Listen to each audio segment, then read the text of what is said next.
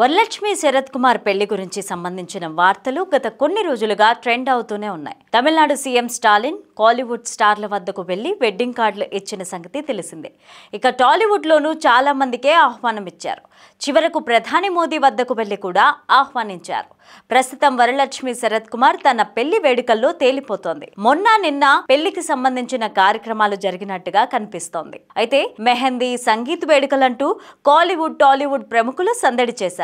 ఇక వరలక్ష్మి, నికోలై సచ్దేవుల నిశ్చితార్థం మార్చి నెలలో జరిగిన సంగతి తెలిసిందే. ఇక వరలక్ష్మి ప్రియుణ్ణి చూసి అంతా షాక్ అయ్యారు. విలన్ పాత్రలు చేసిన వరలక్ష్మి విలన్ లా కనిపిస్తున్న నికోలైని పెళ్లి చేసుకుంటోందంటూ ట్రోలింగ్ చేశారు. కానీ శబరి ప్రమోషన్స్ లో భాగంగా వరలక్ష్మి మాట్లాడుతూ ప్రేమ అనేది మనసును చూసి పుడుతుందని ట్రోలర్స్ కు గట్టిగా కౌంటర్ ఇచ్చారు.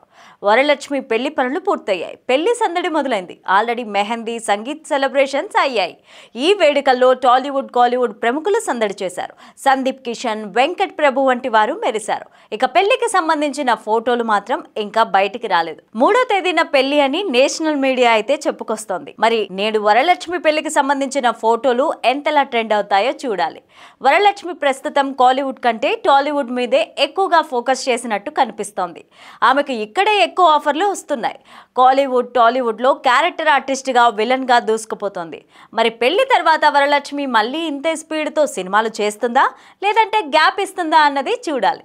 వరలక్ష్మి చివరిగా శబరి అనే సినిమాతో ఆడియన్స్ ముందుకు వచ్చింది. అయితే ఆ మూవీ కమర్షియల్ గా అంత వర్కౌట్ కాలేదన్న సంగతి తెలిసిందే.